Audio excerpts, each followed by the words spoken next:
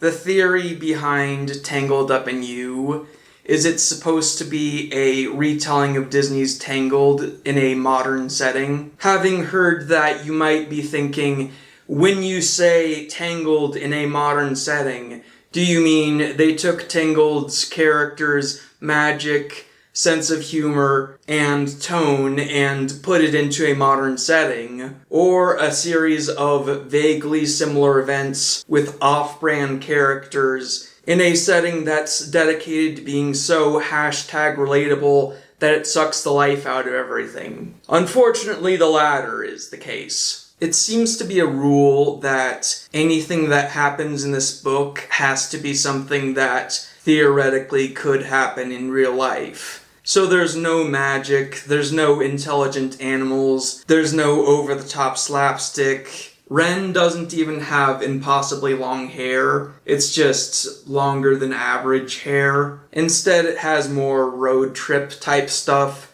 Ren and Fitz, this book's version of Rapunzel and Eugene, go from hotel to hotel, and it painstakingly tells you what they did in the morning, tells you about them brushing their teeth. It uses the we only have one bed thing like 2 or 3 times, maybe more. And I kept it in my mind that there might be an audience for this type of thing. Maybe some people like to read these hyper-realistic romance novels, and I honestly don't know how this book would compare to other similar books, because I never read hyper-realistic slice-of-life romances. I read this as a big fan of Tangled, a big fan of a lot of animated Disney films, and coming at it from that perspective, I found Tangled Up in You uninteresting, boring, mundane, and hollow. Eventually, I ended up skimming through a lot of the last half of the book because I just had no interest left. And something that's frustrating is it refuses to do stuff like over-the-top slapstick because that's too unrealistic. And there's even parts of this book where it's like, let me tell you how this would really happen in real life.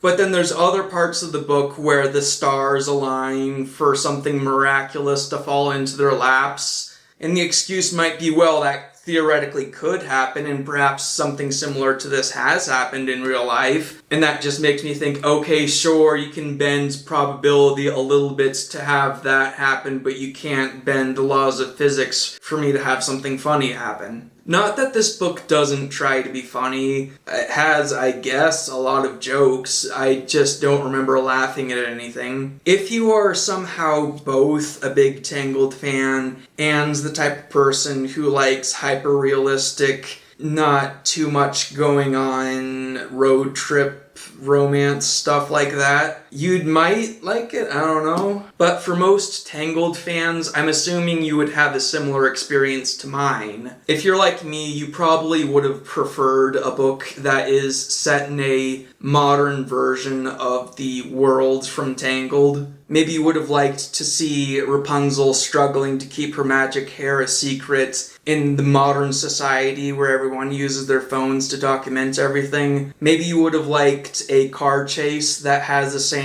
laws of broken physics that the movie had, kind of like the Blues Brothers. But there's none of that in Tangled Up in You. But even having no interest to actually read the book, you might still be curious to know how this even works, to put the story of Tangled in such a hyper-realistic setting. So I'm going to be talking spoilers from here on out. If you're someone who does like those hyper-realistic, mundane, slice-of-life romance books with the we've only got one bed scenarios repeating, then to you I would say you might want to look up a second opinion. But for the rest of you, I cannot recommend this book to you. And I'm not saying read the book first and then watch the spoiler section. I am saying watch the spoiler section instead of reading the book. So the way this works is Ren is a farm girl who's raised by these parents that hate modern society and don't give her much technology. and she's been growing up without that many people in her life outside of this small community. But then she decides to go off to college, and her parents begrudgingly agree to that, albeit while setting up some strict rules for her, which ignore her adulthood. She's 22 in this book, even though in the movie Rapunzel is 17 to begin with, and then she turns 18 midway through. The college she goes to is Corona College. Corona is not a kingdom in this book. This is all set in America. At college, she meets Fitz, who has a criminal record and is trying to be top of his class because there's this judge who said she would champion him and help him get a good career if he'd be top of his class. But Ren is very smart, and she ends up threatening to top him as the top of the class. So on the same night,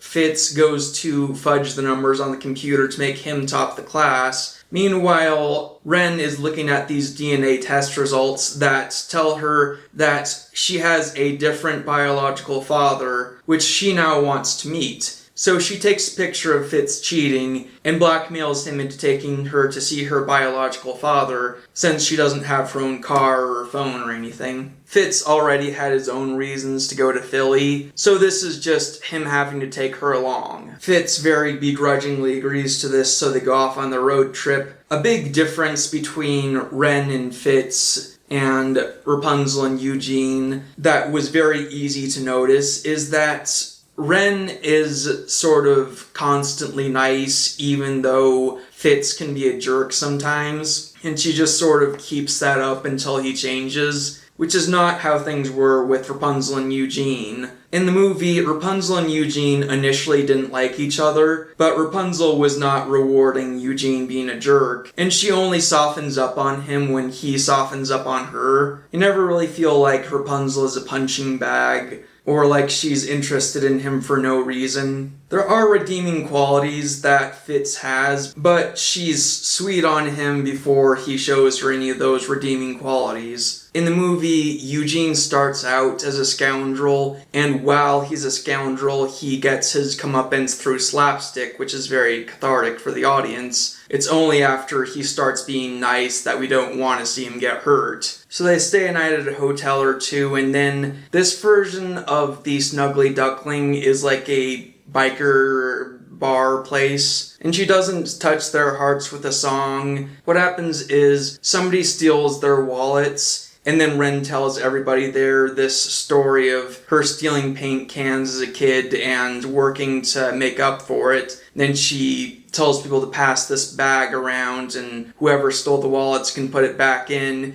And while she's doing that, she tells them these terrible jokes that they laugh at because of how bad they are. And miraculously, this plan to get the thief to put the wallets back actually works. And not only does it work, there's a bunch of other people who put in some cash. That's one of the things I was talking about when I said there's stuff in here that maybe it could possibly happen, but it's unlikely, and it's frustrating that they can do that, but they can't give me some magic hair. This book's version of the festival is this hotel party with fireworks or something like that. I was kind of checking out at this point. And then they get Ren to her biological father's house. Fitz drops her off there, and Ren is about to talk to her biological father when her mom shows up and tells her this story about her biological father being abusive, and that's why she left. And she tells Ren about Fitz's troubled past.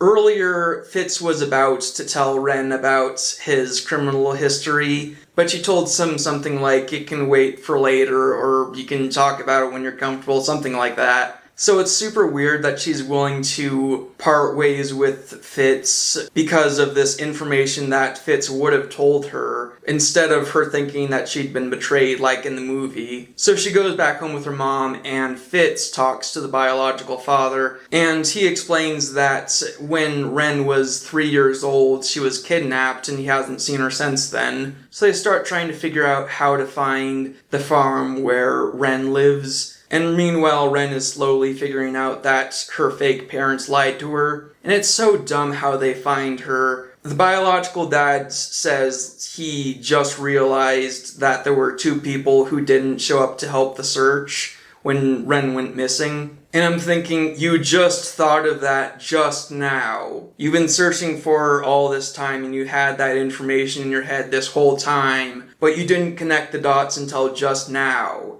And even with him connecting the dots just now, it doesn't make sense because he's thinking of the names of the people who he knew before, but they explained very thoroughly that they changed their names since then, so he still shouldn't have any way to find them based off of their prior identities. So they go to the house and a bunch of police show up and they rescue Ren. In this version of the story, Ren does not get to save Fitz in any way that I can think of. The police shoot her fake dad and arrest her fake mom, and Ren is taken to safety and goes over their time spent recovering and tells you that they have therapy sessions. And the narration says something like, in the movies, they have the shootouts be so triumphant and then nobody has any trauma afterwards, something like that. But in real life, yes, because this book answers to the rules of how things work in real life. Like how it had the thief give the wallets back because she told them a story, just like real life. It's a big thing in Fitz's story that he wanted to get a degree in law so that he could take legal action against his adopted father who treated him as a PR prop, but they kind of just left it very confusingly vague about whether or not he still wants to do that. And then it tells you about how they lived happily ever after. What I didn't mention before is that this is one of the meant-to-be books. Each of the meant-to-be books is a realistic, modern-day story loosely based on a different Disney film. You might be wondering if I'm going to be reading any more of the meant-to-be books. Now, here's the thing. I have read many of the Disney Twisted Tale books, despite the fact that I hate most of them, because the Disney Twisted Tale books have a theory that interests me. Each of the Disney Twisted Tales take a Disney film and say, what if blank? And they're supposed to be set in a more or less similar fantastical world to the movies, but unconstrained in what they're allowed to do because they're explicitly set in alternate timelines. That is a theory that I want to see done well, so I've been criticizing the books that do it poorly. The idea behind the meant-to-be books is something that doesn't interest me even if it's executed well. I don't want hyper-realistic, modern, magicless versions of Disney films, so I will not be reading or reviewing any more of them. Even if they were to do one based off of Frozen, I would still say, well, I know what you're gonna do with it. In my videos where I tell you what not to read, I also like to tell you what to read. This is a very hard contrast from Tangled Up in You. In fact, it's a very hard contrast from Disney stuff in general. But this is what else I read since my last book video. Warhammer 40k Eisenhorn the Omnibus. This is a collection of, I believe, 4 full-length stories and 4 short stories. So far, I have read 1 short story and 1 full-length story, and so far so good. Eisenhorn is a Inquisitor, and unlike Star Wars, in Warhammer 40k, Inquisitors are actually cool. In the grim darkness of the Warhammer 40k setting, Inquisitors are given way too much power, but Eisenhorn happens to be pointed at the right people to punish. There's parts of the book where his methods clash with other Inquisitors and their methods. I also like how Eisenhorn can be kind of rough around the edges sometimes, but really he treats the people working for him a lot better than a lot of other Inquisitors probably do. There's a character in this who is what is called a Blank One. What Blank Ones do is they cancel out psychic signals, so she can block psychic attacks and prevent corruption from different stuff. But it also comes with the unfortunate side effect of creating unpleasant emotions just by being around her. Eisenhorn is very aware of this, and he still tries to treat her fairly and give her the sympathy she deserves, even when being affected by her blank oneness, which is making him simultaneously hate her. while feeling sorry for her. There's been multiple action scenes, and Eisenhorn does some interesting, clever stuff to win them a few times. And those action scenes use Eisenhorn's ability to psychically influence people to do stuff. Like, he can't permanently turn someone into his puppets and get them to do half the fighting for him, but he can get them to do simple singular actions, like he can get someone to leave their cover for a second so he can shoot them. But it never felt like an automatic win card, so that was nice. Again, I've only read a fourth of this roughly. I'm hoping the rest of it's just as good. So remember to like, comment, subscribe, ring the bell, and not take the magic out of Tangled.